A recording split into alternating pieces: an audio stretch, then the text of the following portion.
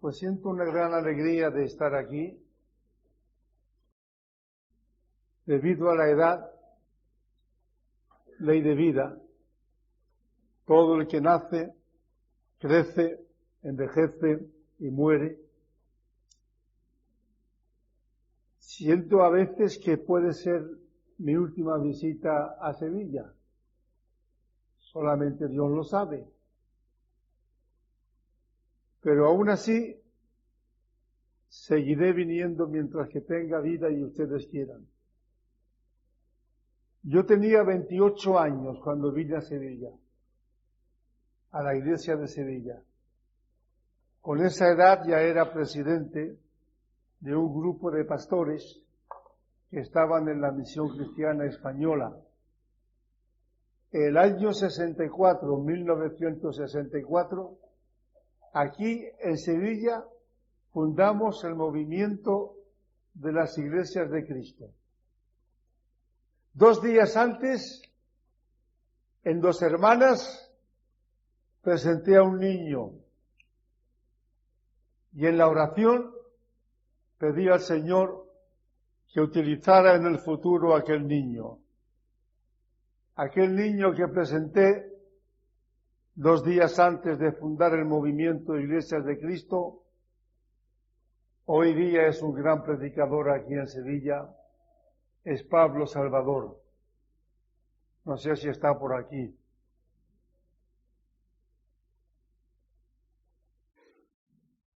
Le dije al Señor que lo bendijera y lo ha bendecido.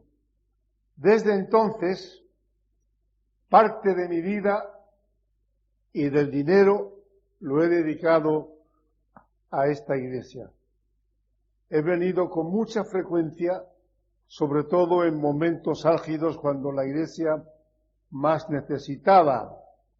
Cuando conocí a don José Martínez en 1957, en la Semana Santa de ese año, desde entonces estuve pasándole un salario mensual. Y lo que sentí al morir es que no siguiera viviendo. Fui fiel a la promesa que le hice de ayudarle económicamente cada mes hasta el día en que murió. Todo pasa y todo llega, decía el sevillano Antonio Machado, pero lo nuestro es pasar. Cuando compramos el piso de Rochelambert, algunos de vosotros lo recordaréis, yo puse todo el dinero para aquel piso, que no sé qué se hizo de él, pero Dios lo utilizó durante un tiempo. No voy a hablar más de temas personales porque no es ético, no es bonito que un predicador use el púlpito para hablar de cosas personales, pero son detalles históricos que yo quería que algunos de vosotros que no lo conocéis, los conocierais. Estados Unidos ha tenido 41 presidentes. El número 16 fue el gran libertador de los esclavos, Abraham Lincoln. Fue el presidente número 16. He leído su biografía. La biografía dice que cuando él estaba rodeado en el Congreso de gente importante, una mujer salió de la grada, cruzó el Congreso y se sentó al lado de él. Algunos no la conocían y la querían apartar. Y él dijo una frase que tengo subrayada en su libro: dejadla, es mi madre. Conocéis al hijo, pero muchos no conocéis a la madre. Hermanas y hermanos, Demos la vuelta al tema. ¿Cuántas veces se predica desde este púlpito de Jesucristo? ¿Cuántas veces se predica de la Madre, de la Virgen María? Muy pocas, poquísimas. América Latina tiene 22 países. Yo he tenido campañas de evangelización en 19. Me faltan 3, Chile, Paraguay y Bolivia, que todavía tengo la esperanza de poder ir. En América Latina, los predicadores de la Iglesia de Cristo no hablan de la Virgen María. He preguntado por qué. Dice, no, es que María es católica. ¿María qué va a ser católica? ¿Por qué no hablar de vez en cuando de la Virgen María? ¿No merece un sermón? ¿La madre del Hijo? ¿No merece que demos a conocer algunas cualidades acerca de ella? Antes se decía por la Iglesia Católica, ahora se han callado. Antes decían, los protestantes no creen en María. ¿Cómo no vamos a creer en la Madre de nuestro Salvador? ¿Cómo vamos a marginar a María, sabiendo el papel que Dios le encomendó en la redención de la humanidad? Naturalmente que creemos en María. Lo que ocurre es que la Iglesia Católica ha puesto a María en lugares que no les corresponde. Voy a sujetarme al tiempo. Tengo el reloj enfrente. Pero en este tiempo voy a hablar de María en 2 fases.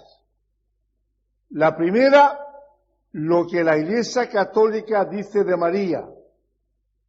Aquí, por respeto a vosotros que me estáis escuchando, aquí tengo que citar nombres, situaciones, hechos que posiblemente no os digan nada, pero que son obligatorios. En la segunda parte voy a hablar de la Virgen María como madre. María, lo primero que la Iglesia Católica dice mal de María es llamarla Virgen. Hombre, Juan Antonio, no era virgen. Mateo dice que la Virgen María tuvo por lo menos 6 hijos más. Y leo, aconteció que cuando terminó Jesús estas parábolas, se fue de allí, y venido a su tierra, les estoy leyendo el Evangelio de Mateo, venido a su tierra, les enseñaba en la sinagoga de ellos, de tal manera que se maravillaban y decían, ¿de dónde tiene esta sabiduría y estos milagros? ¿No es este el hijo del carpintero? ¿No se llama su madre María? ¿Y sus hermanos Jacobo, José, Simón y Judas? ¿No están todas sus hermanas con nosotros? ¿De dónde pues tiene estas sabidurías? Por lo menos, María tuvo 6 hijos después de Cristo. 4 varones, que Mateo da los nombres, y 2 hijas, digo 2, porque habla de ellas en plural, por lo menos 2. Díganme ustedes, hermanas y hermanos, si una mujer con 6 hijos puede seguir siendo virgen. Es uno de los errores de la Iglesia Católica. Un segundo error es llamarla intercesora. Aquí tengo una cita del libro, porque todo lo que estoy hablando lo he documentado muy bien para vosotros, como escritor. Soy el escritor. ¿Qué vanidad qué vanidad más tonta, Carlos. Pero he de decir que soy el escritor que más libros ha escrito en España y en América Latina. Hasta ahora 55. Puede que sea una vanidad, pero en fin, como escritor, todos estos datos los tengo bien cimentados. El jesuita Jesús Bujanda dice: María es la intercesora universal. ¿No es verdad? María no es la intercesora universal. Otro jesuita, Alfonso María de Ligorio, añade en el libro Las Glorias de María, dice, escuchad, muchas cosas se piden a Dios y no se alcanzan. Se piden a María y se consiguen. Esto no es Biblia. No es Biblia. Esto no es María. El único intercesor entre Dios y nosotros, ¿quién es? Jesucristo. Es el único. El mismo autor, Alfonso María de Ligorio, dice: sin la intervención de María no salva Dios a nadie. ¿Podéis imaginarlo? Sin la intervención de María no salva Dios a nadie. Y añade, María es omnipotente en salvar a los pecadores. Son los grandes errores acerca de la Virgen María. El único que salva es Cristo. Palabra fiel y digna de ser recibida de todos, que Cristo Jesús vino al mundo para salvar a los pecadores. María no vino al mundo para salvar a los pecadores. Cristo vino al mundo para salvar a los pecadores. Es más, cuando María, si vosotros lo recordáis de haber leído la Biblia, va a la montaña a visitar a su prima Elizabeth, la madre de Juan el Bautista, María dice: engrandece mi alma al Señor. Y escuchad ahora, añade María, mi espíritu se regocija en Dios mi Salvador. Si María reconoce que Dios es su Salvador, no puede ser salvadora. Imposible. Y la llaman también Inmaculada. El cura dice en la misa, Ave María Purísima, y los fieles contestan, sin pecado concebida. Sin pecado concebida. María fue concebida sin pecado. ¿Sabéis cuándo se promulgó este dogma? El dogma de la Inmaculada Concepción. El 8 de diciembre de 1854. 1854. Es decir, antes de ayer. Hasta entonces no sabía la Iglesia Católica que María era inmaculada. Pero otro autor del siglo IV, muy importante, San Ambrosio, dice: ninguna persona concebida por el contacto del hombre y de la mujer ha sido exceptuada del pecado original. Y María nació de un hombre y de una mujer. Nació así. Si decimos que ella nació sin pecado, entonces, amigas y amigos, tenemos que decir que la madre también nació sin pecado, porque el pecado se transmite.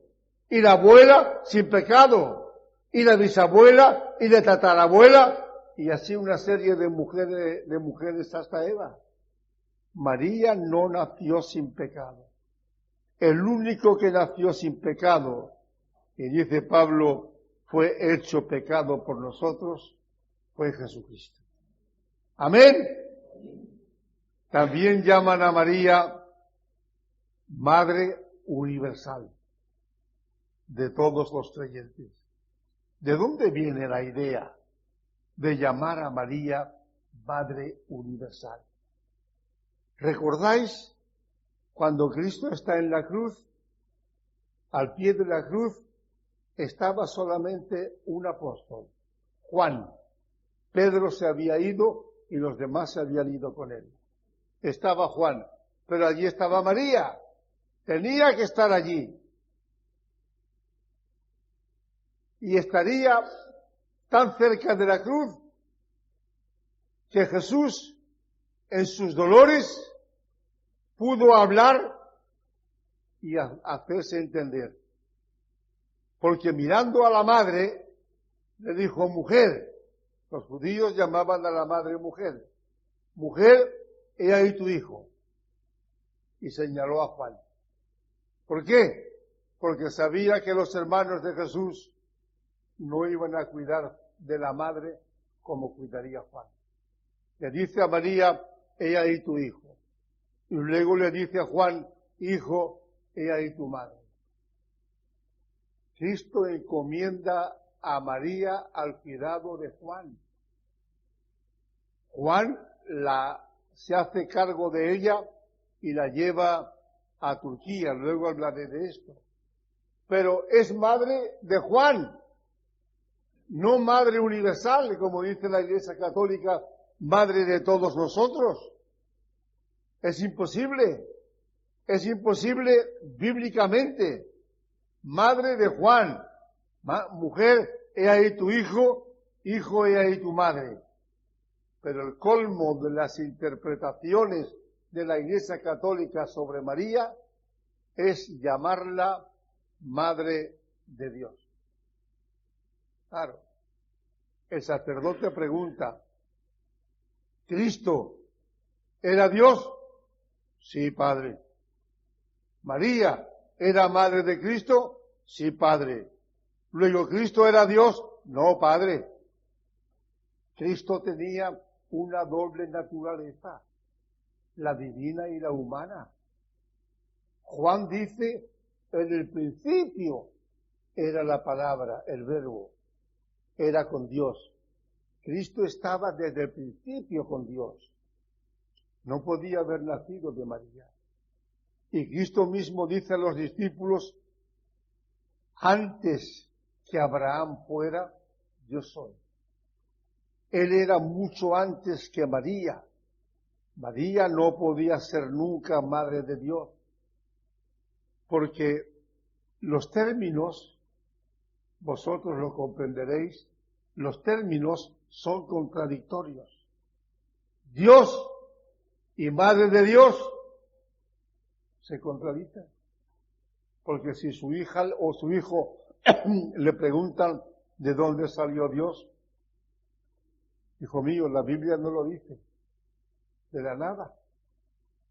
En el principio era Dios.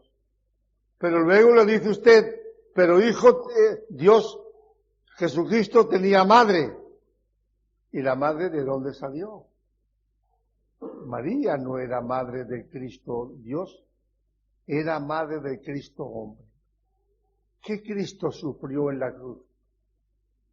Es algo que la teología ha venido discutiendo. ¿Quién era el Cristo de la cruz? No podía ser Dios. ¿Por qué? No podían matar a Dios. ¿Cómo iban a matar a Dios? Entonces, ¿quién era el Cristo de la cruz? Era el Cristo hombre. Como dice el credo, tenía dos naturalezas, Dios y hombre verdadero. No mataban a Cristo Dios, porque además, si interpretamos bien la Biblia, en la cruz, Cristo dice al Padre, Padre, en tus manos encomiendo mi espíritu.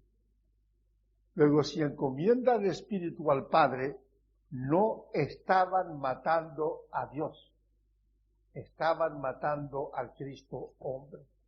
María no era madre de Dios, era madre de la naturaleza humana de Jesucristo, porque antes que fuera María, era Jesús. Y luego tenemos el dogma de la asunción o ascensión de la Virgen María. ¿Sabéis cuándo se promulgó este dogma? Antes dije antes de ayer, ahora digo ayer. ¿Qué significa la asunción de María? Significa, según el Papa Pío XII, que lo declaró el 1 de noviembre de 1950, significa para la Iglesia Católica que María, inmediatamente después de muerta, subió al cielo en cuerpo y alma. ¡No! En alma sí, en espíritu sí, al lado del Padre, junto al Hijo, en la eternidad, pero el cuerpo no. El cuerpo quedó en la tierra y en la tierra está enterrado. Juan, cuando muere Jesús, toma a María y la lleva a Éfeso, a Turquía. En Éfeso es donde muere la Virgen María y allí está enterrado su cuerpo. Yo he estado en Éfeso 2 veces. Hay una catedral ortodoxa que te enseña la tumba donde fue enterrada la Virgen María. La Virgen María no subió al cielo en cuerpo y alma, subió el alma, su espíritu, era la madre del Redentor, pero el cuerpo no, el cuerpo quedó aquí en la tierra. Todas estas ideas, algunos de vosotros las conocéis, pero todas estas ideas nos ayudan a comprender los errores de la Iglesia Católica en torno a María. Por estos errores, predicadores de las iglesias de Cristo en América Latina no quieren predicar en sus sermones acerca de María. Pero es que María no era solo la María católica. María era la madre de Jesucristo. Yo no sé cuántas madres me estáis escuchando. No lo sé. Muchas. Hay mujeres solteras, pero hay también madres. Pues si queréis imitar a alguna madre en la tierra, la única verdaderamente imitable era la Virgen María.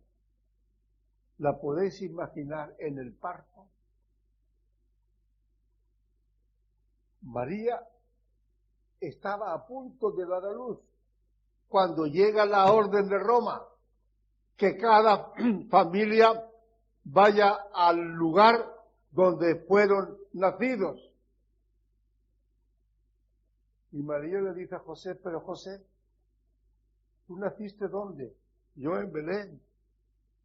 ¿Y tenemos que ir ahora a Belén? Es la orden de Roma. Tenemos que ir a Belén. Pero yo voy a dar a luz de un momento a otro. ¿Y qué hago, María? Tenemos que ir.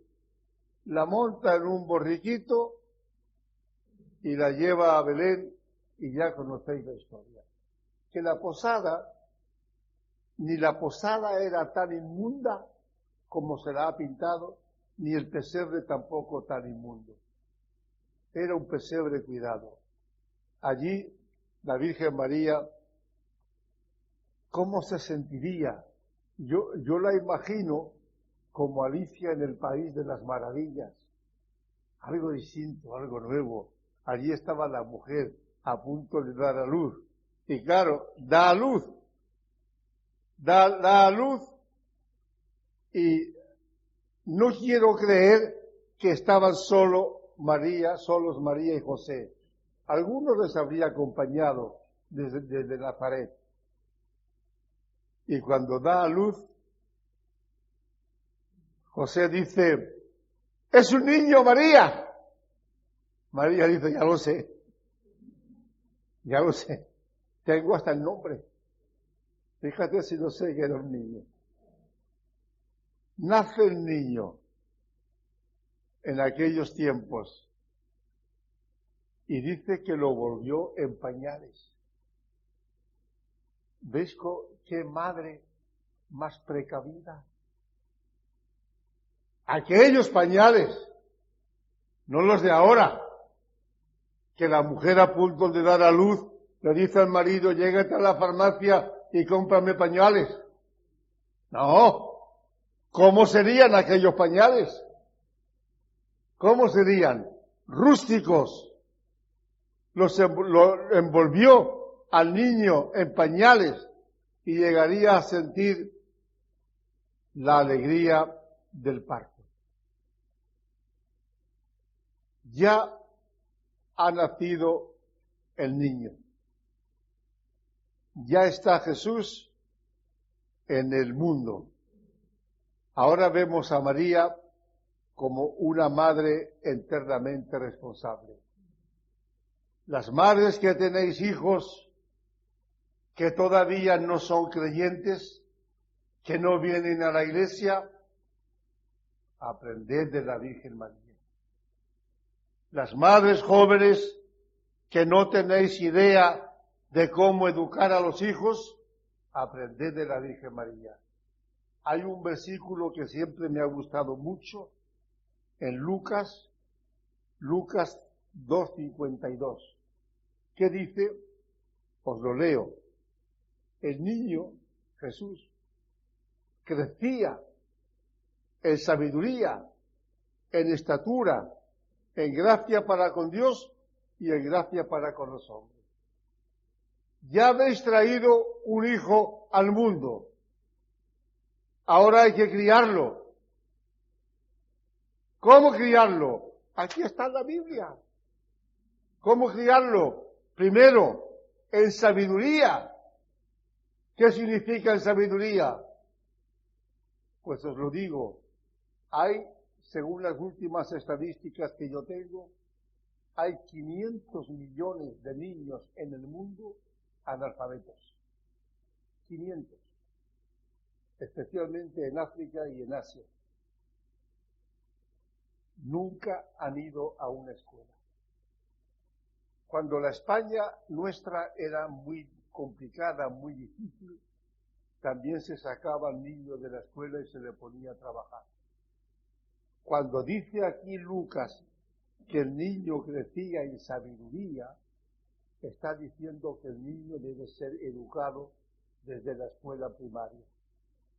Ahora, este aviso mío no hace falta, porque sé que los padres ya llevan a sus hijos desde la escuela primaria. Pero aquí está. El niño Jesús no estaba descuidado. Crecía en sabiduría. Crecía en estatura. Si no queremos que el niño quede convertido en un enano, hay que alimentarlo. Hay que darle de comer. Algunos padres dan lo mejor a los hijos, y es verdad. Pero era la forma de crecer el niño. Crecía en sabiduría y crecía en estatura. No lo sacaban al niño Jesús y lo ponían a trabajar. El niño tiene que ir desarrollando con la edad. Y a medida que va desarrollando en estatura, va desarrollando también desde la primaria hasta la universidad. Crecía, dice, en gracia para con Dios. ¡Ay! Esto es lo más importante, que sus hijos de usted crezcan en gracia para con Dios. Que crezcan. Que aprendan las cosas de Dios desde pequeño. Que aunque el niño, al llegar a la adolescencia o a la juventud, se aparte de la iglesia, se aparte de Dios, algún día vuelve. Algún día recuerda su infancia espiritual y puede que vuelva a la congregación donde fue convertido. Crecía en gracia para con Dios y añade también algo muy importante, en gracia para con los hombres. ¿Qué significa en gracia para con los hombres? Vosotros los leéis todos los días en los periódicos y lo veis en la televisión. ¿Cuántos niños de 13, 14, 15 años anda por la calle sin respeto a nadie. Se ha dado el caso de hijos incluso pegándole a los padres. Cuando dice que el niño Jesús crecía en gracia para con Dios, no solamente en gracia para con Dios, en gracia para con los hombres. Hay que enseñar a los niños desde pequeños a respetar a los mayores, no a burlarse de ellos, como ocurre en nuestros días, en gracia para con Dios y en gracia para con los hombres. ¿Dónde están sus hijos?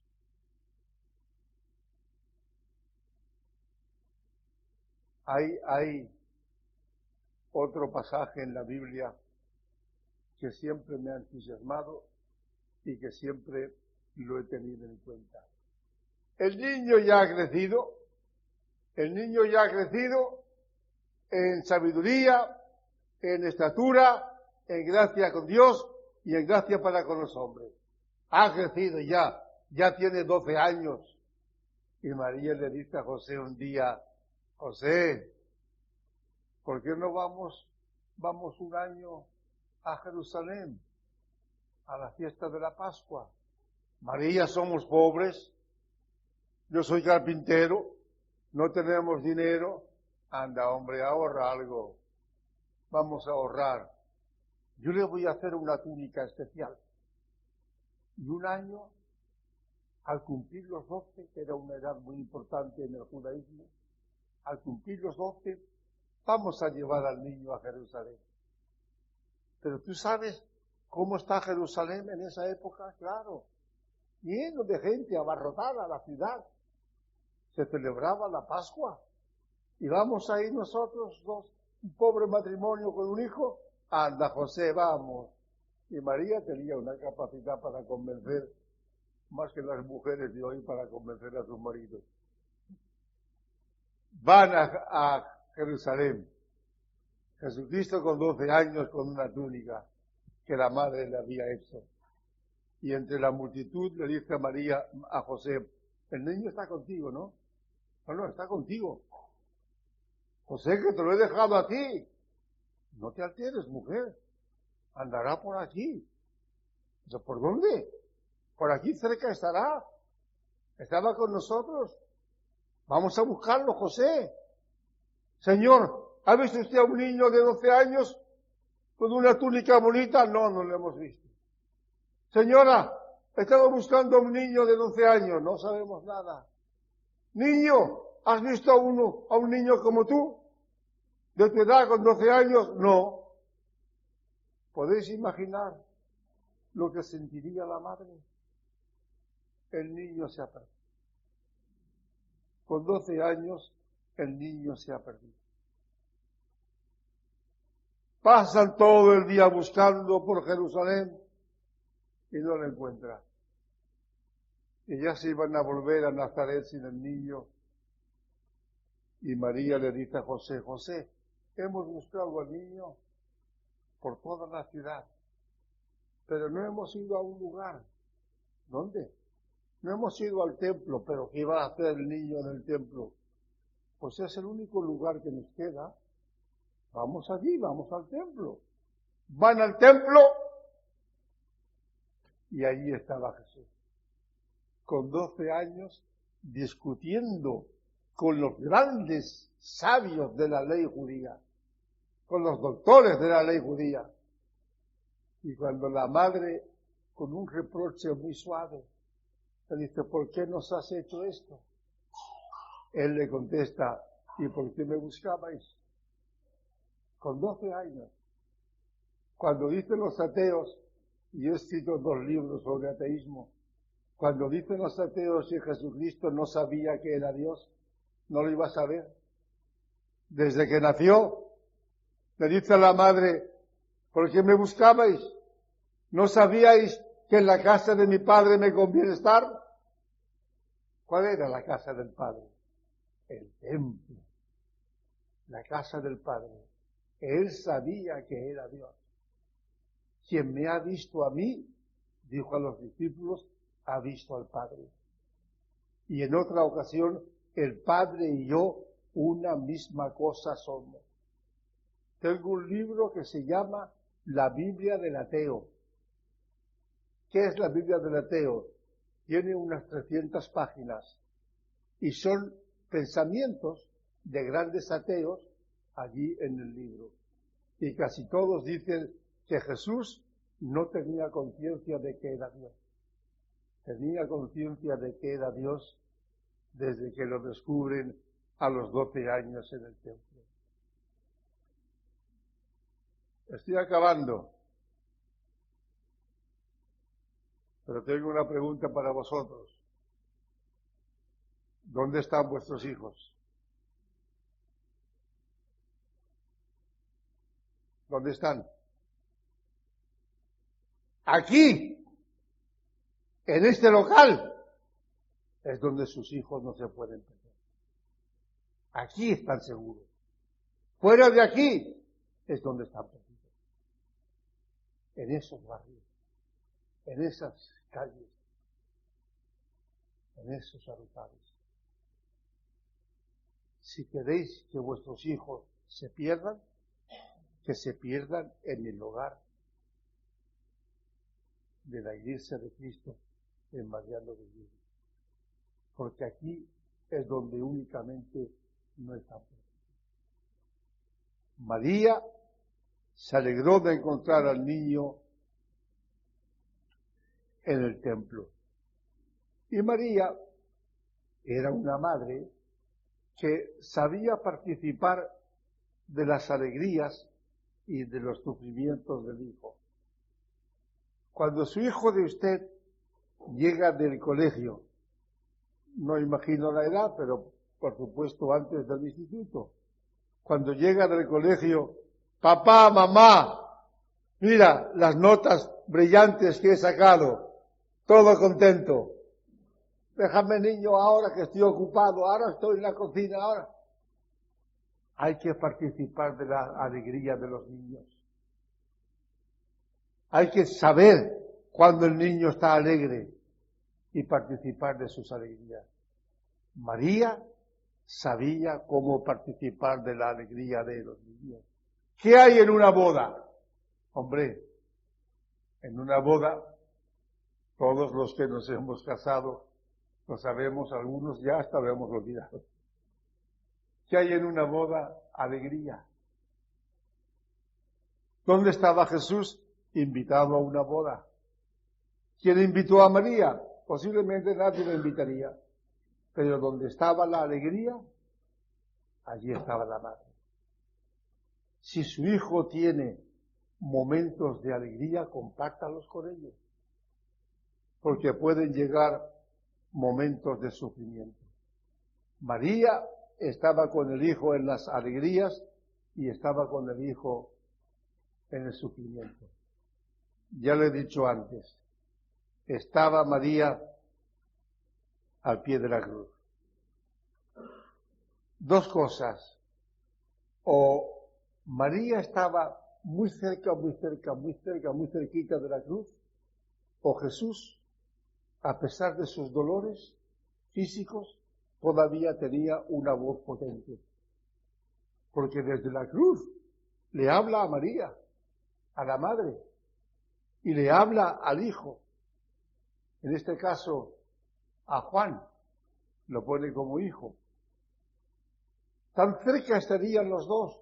Jesucristo se inclinaría un poco la cabeza, si es que podía inclinar la cabeza, y vería a la madre allí. ¿No creéis que se alegraría Jesucristo de ver a su madre cerca de él, compartiendo dolores, compartiendo sufrimientos? Allí estaba la madre, la misma madre que había estado en la alegría, estaba también en el dolor. La madre debe estar con el hijo en la alegría y en el dolor. Una leyenda que he leído, la tengo aquí, dice que 3 ángeles fueron enviados por Dios a la tierra para llevar al cielo las cosas más lindas. Los ángeles buscaron en las casas. Uno de ellos le llevó a Dios un ramo de rosas. Otro le llevó la sonrisa de un niño. Y el tercer ángel le llevó las lágrimas de una madre. Cuando llegaron arriba, las rosas se habían marchitado, la sonrisa se había apagado, solo quedaban las lágrimas de la madre. Las lágrimas de la madre que Dios siempre consuela. El último, porque está ahí el reloj. El último papel. En un texto entrañable de Isaías capítulo 49, ¿se olvidará la mujer de lo que dio a luz? Aunque María se hubiera olvidado de él, del hijo, que no se olvidó. Aunque haya madres ahora, como nos dicen los periódicos a diario, que se olvidan de sus hijos, aunque se olvidara la mujer de lo que dio a luz para dejar de compadecerse del hijo de su vientre, aunque olvide ella, yo nunca me olvidaré de ti. Madres, Dios nunca se olvidará de vosotras. Que Él los bendiga.